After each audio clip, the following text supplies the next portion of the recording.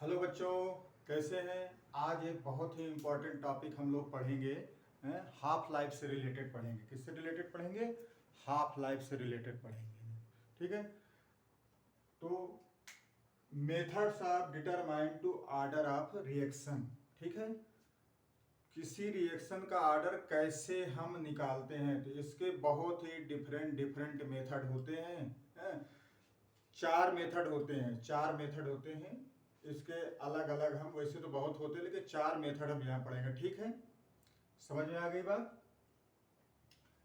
तो आप देखिए, कॉपी और पेन निकाल के बैठ जाइए और अच्छे से समझिएगा इस चैप्टर को।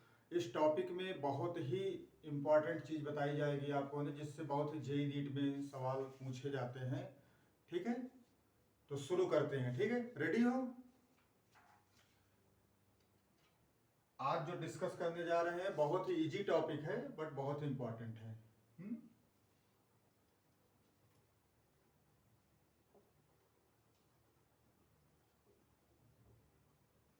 Method to determine order of reaction. ठीक है, यहाँ चार करेंगे हम।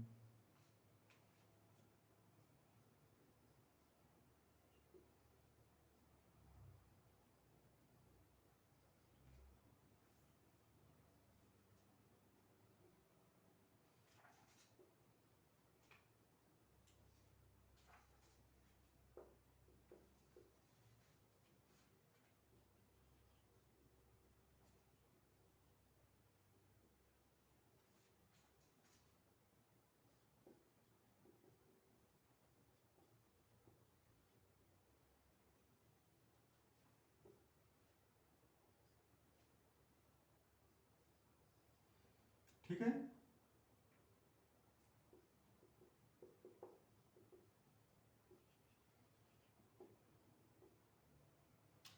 समझ में आ गई बात? देखो, सबसे अच्छा ये क्या है कि केमिकल काइनेटिक्स में method to determine order of reaction कैसे निकालते हैं। पहला हाफ लाइफ मेथड, बहुत ही सिंपल होता है। ठीक है। फिर दूसरा ग्राफिकल मेथड है, ये आपको मैंने पिछली क्लासों में पढ़ा भी चुका हूँ। इंटीग्रेटेड रेट लॉ मेथड है, इसको हिट एंड ट्रायल मेथड भी बोलते हैं। क्या बोलते हैं? हिट एंड ट्रायल मेथड बोलते हैं। और एक इनिशियल रेट मेथड होता है, इसे भी आपको पढ़ाएंगे। तो इसमें सबसे पहले हम पढ़ेंगे, यहां से शुरू करेंगे। ठीक है, यहां से आईआईटी में, जेई में, नीट में बहुत ही सवाल पूछे जाते हैं। समझ में आ गई बात को? हाँ, तो चमक गया क्या क्या पढ़ना है हमको। समझ में आ रही बातें? ठीक है।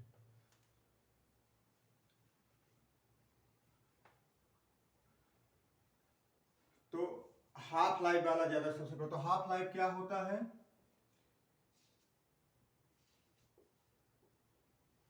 रिक्वायर्ड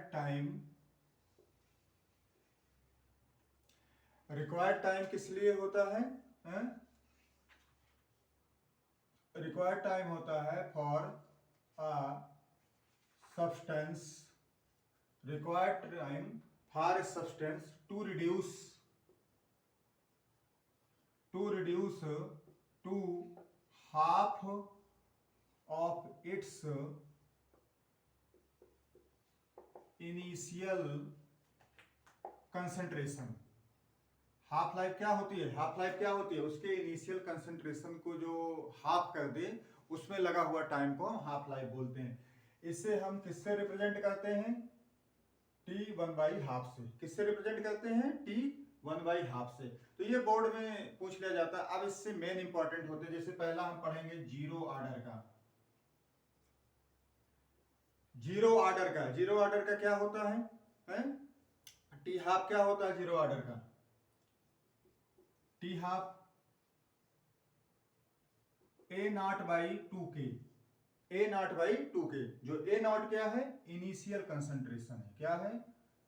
इनिशियल कंसंट्रेशन है। क्या है? इनिशियल कंसंट्रेशन है। के क्या है? कांस्टेंट है आपका। नहीं, अगली बात समझ में ना? फर्स्ट ऑर्डर का क्या होगा? फर्स्ट ऑर्डर का क्या होता है? T half. क्या होता है फर्स्ट ऑर्डर का टी हाफ? आपको पता है? टी हाफ 0.693 ओवर के, ये हो जाता है। आगे बात समझ। अब ये कंसंट्रेशन पर डिपेंड नहीं करता, इनिशियल कंसंट्रेशन पर डिपेंड नहीं करता, ये सारी चीजें। सेकेंड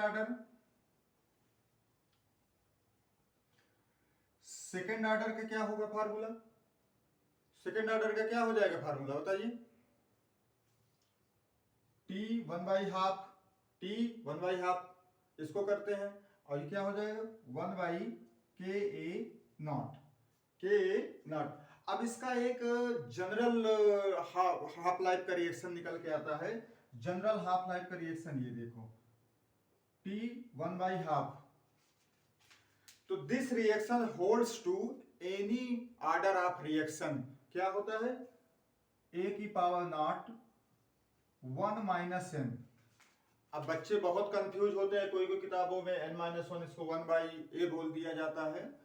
तो आपको अगर फार्मूला रट जाए तो अच्छी बात है, अगर फार्मूला नहीं भी रट जा रहा है, फार्मूला नहीं भी रट पा रहे हैं तो परेशान मत होइएगा, क्योंकि कंफ्यूजन बहुत हो जाता है। ठीक है, समझ आ गई बात को हमें? तो इसके ये थोड़े से हैं, और मैं ढेर सारे फार्मूले आपको बताता हूं। तो हाफ लाइफ का कंसेप्ट समझ में आया ना? एन क्या है? Order of reaction. एन क्या है? Order of reaction. क्या है? एन क्या है? ऑर्डर ऑफ रिएक्शन होता है। ठीक है,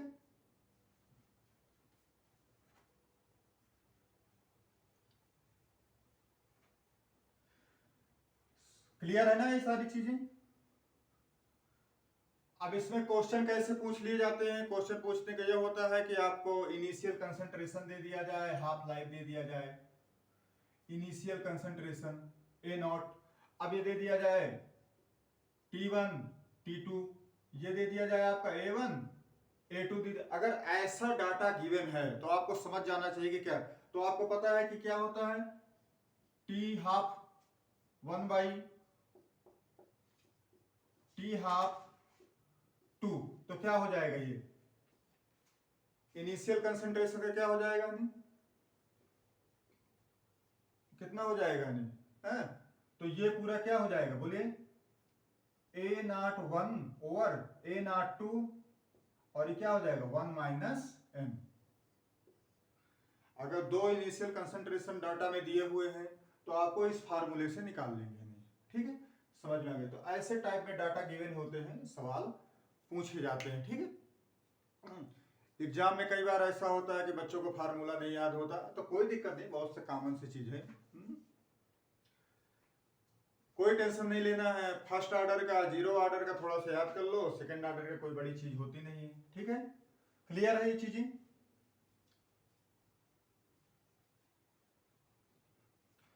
ठीक है, क्लियर है ये चीजें?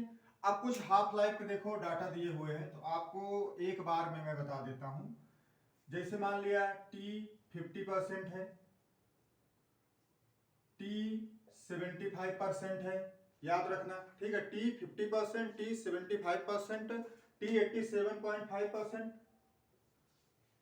87.5% क्या होगा? इनको एक साइड से आपको लिख लेना है। क्या लिख लेना है? इनको एक साइड से आपको लिख लेना है। ठीक है, T 93.75, T 93.75%, T 90%। अलग अलग चीजें आती रहती हैं, पूछ रहते हैं, तो आप अलग अलग चीजें आपको देख लेना है। T 90%। ठीक है, हाफ लाइफ का है, ये सब चीज जान लीजिए। T 90% के बाद कितना आपका ज्यादातर क्वेश्चन पूछ लिया जाता है? 99% का पूछ लिया जाता है। कितना पूछ लिया जाता है? 99% का पूछ लिया जाता है। इसके बाद क्या पूछ लिया जाता है? T 99.9% का पूछ लिया जाता है। याद रखिएगा। नहीं, ठीक है, समझ आ रही बात है ना? T फिर पूछ ले 99.99% का पूछ लिया जाता है।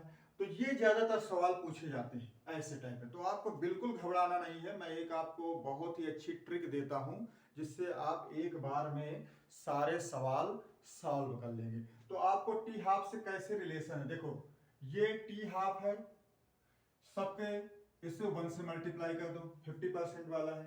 ठीक है, ये टी हाफ है, इसे आप 2 से मल्टीप्लाई कर दो। ये टी हाफ है, इसे आप 3 से मल्टीप्लाई कर दो। ये टी हाफ है, इसे आप 4 से मल्टीप्लाई कर दो। 1 2 3 4 कितना सिंपल है। देखो 93.75% को अगर आप टी हाफ निकालना है, इतना परसेंट आपका डिके हुए बचा हुआ है, तो आप 4 से मल्टीप्लाई कर दो। टी 90% का कैसे निकालेंगे आप याद रखिए। तो टी हाफ डायरेक्ट फार्मूला होता है 10/3 × 1। बहुत ही सिंपल, सब कैलकुलेटेड डाटा है, आपको थोड़ा सा याद करना पड़ेगा, याद हो जाएगा तो फार्मूले से आप बच जाएंगे। टी 99% का क्या हो जाएगा 10/3 × 2 हो जाएगा। कितना सिंपल है, एक बार में आपका टेबल है, ठीक है। ये क्या हो जाएगा टी 1/2 × 10/3 × 3, ये 3 से 3 कैंसिल हो गया, कितना आ गया टी हाफ 10 टाइम्स हो गया टी हाफ। टी हाफ क्या हो गया 10 टाइम्स हो गया। और इसका क्या हो जाएगा 99.9% का। ये सवाल ये तो बहुत पूछे जाते हैं, ये नीचे वाले 4 तो बहुत ही पूछे जाते हैं। तो ये क्या हो जाएगा टी हाफ × 10/3 × 4 हो जाएगा। आगे बात समझ में, बहुत अच्छा टेबल है, छाप लीजिए इसको, छाप लीजिए। ये बात क्लियर है ना। यही डाटा ज्यादा पूछा जाता है, यही डाटा में बच्चों को परेशानी होती है, बहुत ज्यादा परेशानी होती है। तो यहां तक क्लियर है ना, समझ में आ रही बात है। अब एक मैं आपको ट्रिक बताता हूं जिससे और आसानी से क्वेश्चन आपके सॉल्व हो सकते हैं। तो आपको क्या करना है, टी हाफ जिसे हम एम से रिप्रेजेंट करते हैं, ठीक है,